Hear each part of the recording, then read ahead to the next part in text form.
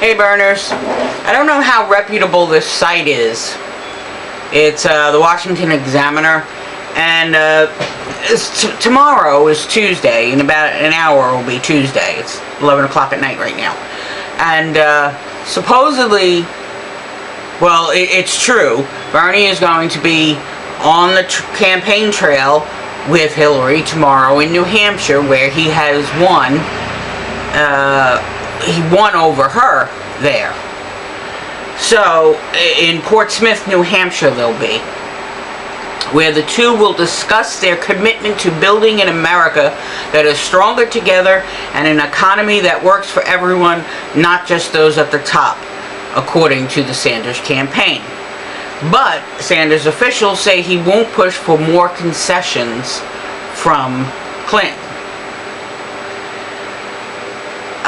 Now, does this appearance with the presumptive nominee, presumptive is the key word, where it is widely expected he will offer his endorsement, will this signal the end of his presidential campaign? No, says the spokesman Michael Briggs. He's going to Philadelphia, and he's going to take all his delegates, which I think is 1,900 of them, which, by the way, please at least try to support one or a couple of your own state's delegates to get to Philly. There's so many online. Just go on Facebook, go on Twitter, you'll see them. I'll try to put a link below to national listings of all the delegates. So many need to get to Philadelphia. It's very expensive. So if you could chip in a couple of bucks, it would really help. Back to Washington Examiner. And then Michael Briggs says he's going to Philadelphia and he'll take his delegates to the convention, and they have a lot to be proud of. Yeah, well,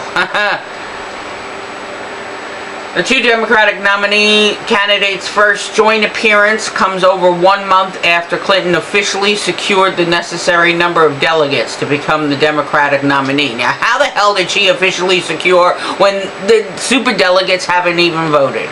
She does not have the 2,383, I think, or 82 delegates necessary. Neither does he.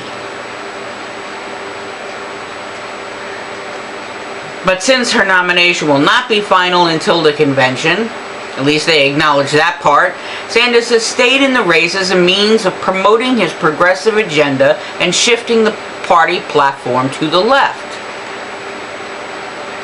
Well, if this is the platform, and my nose is the center, and this is the left, and this is the right, he shifted it like that much.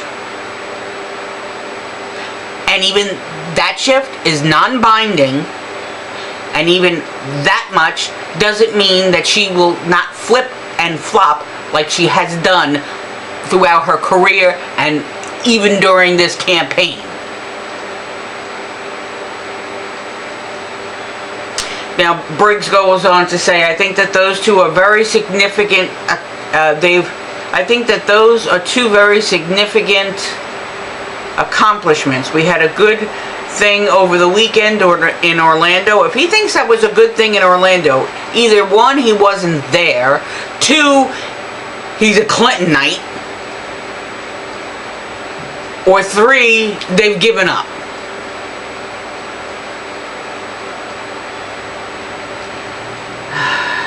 Good thing over the weekend in Orlando, adopting the most progressive platform in history. I don't know what the hell he's talking about. The two campaigns are coming together more and more. This coming together has been a delicate process for Sanders, who has tried to reconcile accepting Clinton's eventual nomination with continuing his campaign until the delegates vote in Philly. I think we've made a lot of progress, and we're just going to leave it here for now, Briggs said. So he didn't want to go talk too much. Now, the ending is, I like this ending part. Although Sanders will help Clinton in New Hampshire, a state where he beat her by over 20 points, the Vermont senator is not yet committed to more campaign stops for Clinton. When asked if Sanders would appear regularly on the trail or speak at the convention, Briggs laughed and said, "Well, stay tuned." I like that, "well, stay tuned." It leaves it open, to me, it's a little bit of a promising, but from what I didn't know, that he had to somehow do some kind of process in order to even speak on the convention floor. I thought that's one reason why he was holding on to not endorsing her, because once he endorses her, then his campaign officially is over. So, being that if he doesn't endorse her, he can still make his plea on the floor of the convention. Make it a contested convention. I don't know. Oh, there was a news update. Now, you know there's a lawsuit against the DNC for money, accepting money and them not being biased. They just took money and they knew Hillary was going to be the nominee, or in their estimation, she was going to be the nominee, no matter who was running. This was found in memos released by Guccifer 2.0, and I think it's even on WikiLeaks, in memos or emails. So they did not hold up their promise of being unbiased, I should say. And therefore, people are suing them. There's a class action lawsuit, and people are going to get their money back. If you donated to Bernie Sanders, if you donated to DNC, if you donated to any of the other candidates that was running early in the race, you could get your money back, because they weren't being biased. Their money was definitely going to go for Hillary. The thing was, their thumb was on that scale. So, and also with the, there's a lot of lawsuits, not a couple, a lot of lawsuits all over the country. The main one I want to talk about right this second is the California one. The California one shows that Bernie has won it by 53.1%. And I think she was at 48 or 49%. A lot of counties has flipped for him. Now, I don't know if, what's his name, Michael Vu, he's been charged with something, and I don't know what the legal term was, but I think it has to do with the voter election fraud. Could be voter suppression, massive voter suppression. But in any case, since that happened, there's an investigation going on. And late yesterday morning, or early in the morning, like in the mid-morning, I guess like 2, 3, 4 o'clock, 5 o'clock in the morning, Sunday morning, he was 27 years old. I'm looking up his name right now. He worked for the DNC. His title was Data Director for Voter Expansion. He was in Washington at his home, and he was found dead by gunshot. The police do not have any leads as of yet. So I don't know if he was involved, if he was ready to come forward, or why he was killed. 27 years old, shot down in his life because of politics. Is that another body to add to the litany of bodies for Clinton? Quite possible. So, if Bernie does endorse her tomorrow, which I don't foresee him doing, I have a feeling he will do a lot of talking and say how great they've gotten along, and the platform The Democratic committee meeting, platform meetings went well, which I don't think they went well at all. I'm looking for my, I tweeted somebody who, yeah, here it is. What was his name?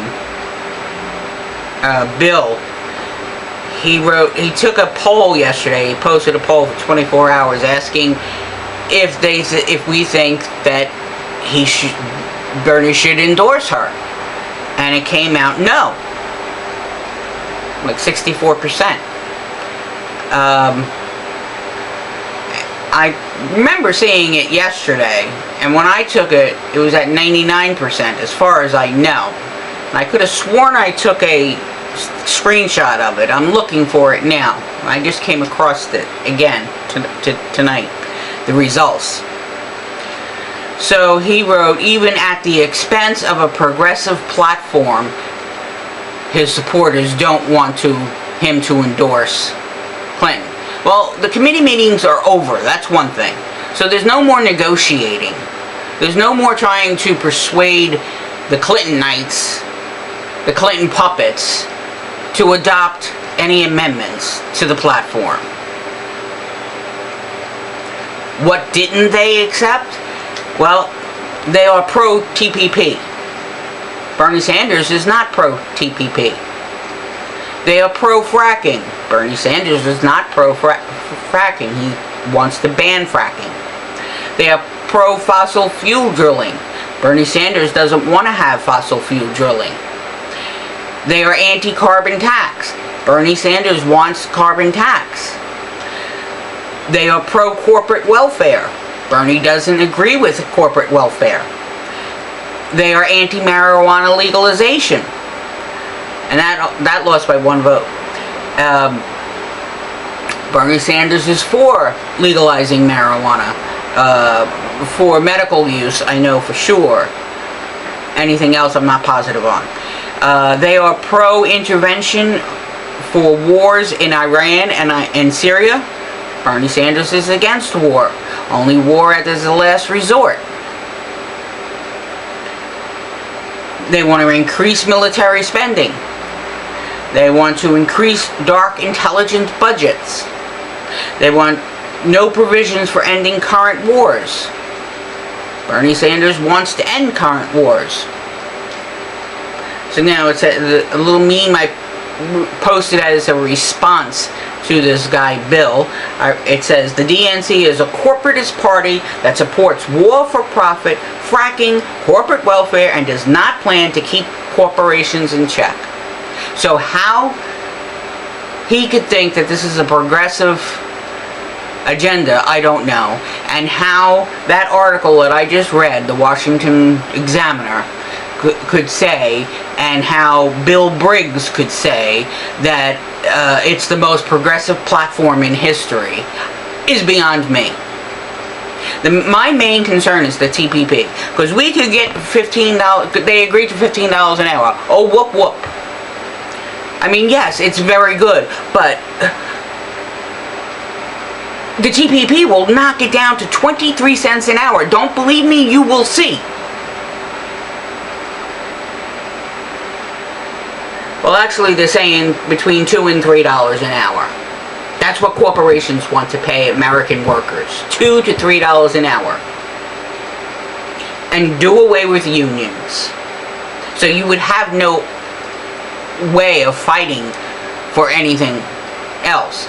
No time off, no vacation, anything. You cannot fight because unions will be dissolved. It will be against the law to have a union in the United States. So how anyone could say that this is a progressive platform when they will not do anything against TPP? Now, besides the workers thing, portion of the TPP, also it's against environmental issues. It's against labeling food products that are genetically modified, GMOs, or that are sprayed with Monsanto, the Roundup spray. It's also It is so bad, the TPP. And it will undermine everything that they tried to get. This is not a progressive platform. This is not a progressive... Shillery is not progressive. She needs to go to jail. She needs to just leave the election. Put some other Democrat in there, because she has too many tentacles from her Medusa head going in too many directions with too many people in too many fields. Alright, burners, stay strong. I'll make another video tomorrow after we all find out what happens in New Hampshire.